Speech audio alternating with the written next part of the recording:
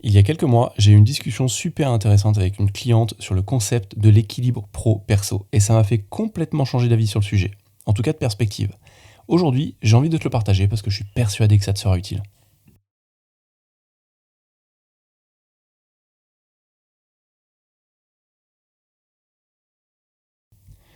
Cette cliente à la base, elle me contactait plus par rapport à son niveau de stress. Mais il n'a pas fallu longtemps pour que l'échange bascule sur le thème de l'équilibre entre sa vie perso et sa vie pro. Cette femme, elle est entrepreneur, elle est maman de 2 enfants en bas âge, elle est aussi épouse, on a tous de multiples casquettes. Et pour elle, cet équilibre, c'était même pas une option. C'était pas envisageable, il était vraiment impossible, elle n'arrivait pas à le trouver. Et pourtant, elle en avait assez de ressentir ce qu'elle nommait ce déséquilibre constant. Alors moi, personnellement, j'ai jamais cru au concept d'équilibre pro-perso. En tout cas, depuis les 6 dernières années où j'ai monté ma boîte, c'est quelque chose qui s'est complètement intégré à ma vie. Mais au moment où nous parlions, le sujet m'est apparu différemment de d'habitude. Une question m'est venue à l'esprit et je lui ai posé tout de suite. Dis, qu'est-ce qui te fait croire que ton quotidien est si déséquilibré que ça ? Alors peut-être que cette question elle te paraît naïve là comme je la porte parce que en fait la cliente vient pour le stress. Clairement au bout de quelques minutes on parle d'équilibre pro-perso et là je lui demande si elle est vraiment déséquilibrée au niveau de sa vie pro et de sa vie perso. Je te rassure, moi aussi sur le coup j'ai trouvé un peu étrange de la poser. Mais franchement c'est la meilleure question que j'aurais pu poser car c'est finalement la seule qui me soit venue à l'esprit. En fait ce qui s'est passé c'est qu'en posant cette question j'ai brisé le schéma de pensée de la personne en face de moi. Car son problème c'était pas le manque d'équilibre. C'est pas notre problème quand on a un manque d'équilibre. Le vrai problème, c'est l'histoire qu'on se raconte. Donc là, pour elle, c'est l'histoire qu'elle se racontait le plus en boucle. Celle qui l'a plongée dans cette sensation de manque d'équilibre. C'est là que s'est dégagée une idée qui a mis au grand jour le vrai problème concernant cette recherche d'équilibre pro-perso. Notre manque de présence. Avec mon ami Jérémy Coron, qui est aussi le co-hôte de notre podcast Papapreneur, on a parlé du sujet des dizaines de fois. Et nos invités nous ont partagé leur expérience sur cet équilibre, la manière dont ils l'intègrent, ce qu'il est vrai, ce qu'il est faux, comment ils le voient, tout autant de fois que nous. Ce qu'on appelle l'équilibre vie pro, vie perso, c'est pas tant une question de temps, de timing, de gestion du temps, mais c'est plutôt cette sensation de culpabiliser de ne pas être avec nos enfants quand on est au travail et de culpabiliser de ne pas être au travail quand on est avec nos enfants, avec nos familles, avec nos amis. Notre esprit ne semble jamais finalement être à la bonne place. Alors, le problème de fond, il n'est pas que nous avons différents rôles à assumer.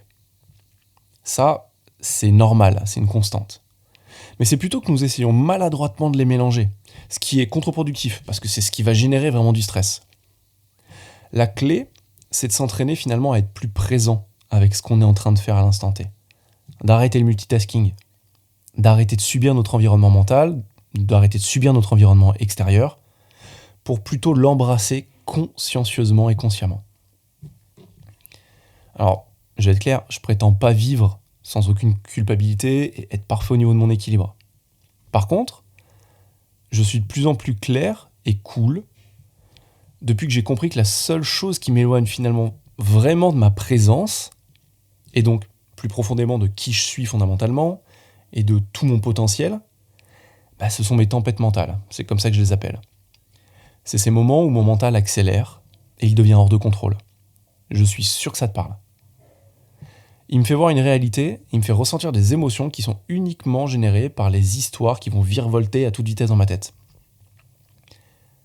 Il faut bien prendre conscience que, si tu as écouté mes autres podcasts et de comment fonctionne notre esprit, nos pensées, elles sont rendues vives et réelles uniquement par notre conscience. C'est son rôle. Un peu comme si c'était le département des FX, des effets spéciaux dans les films. Souvent, c'est une image qui parle à mes clients. Le rôle de la conscience, c'est de rendre extrêmement vif et réel les pensées qui nous assaillent.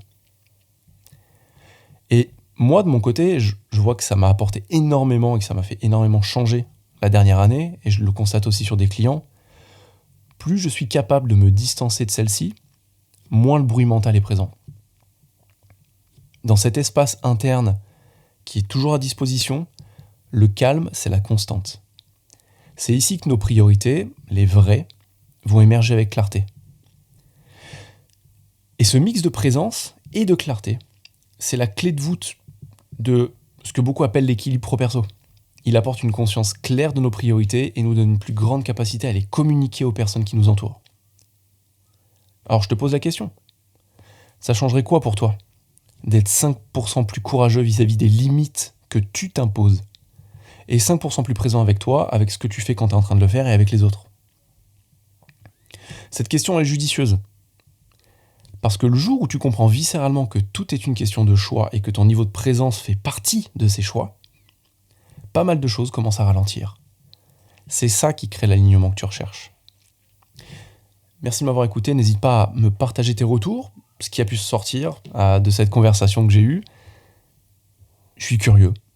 Je lis tout, je réponds tout. Contacte-moi sur les réseaux sociaux, écris-moi un email, va sur mon site. Je serai ravi d'échanger avec toi sur ce sujet.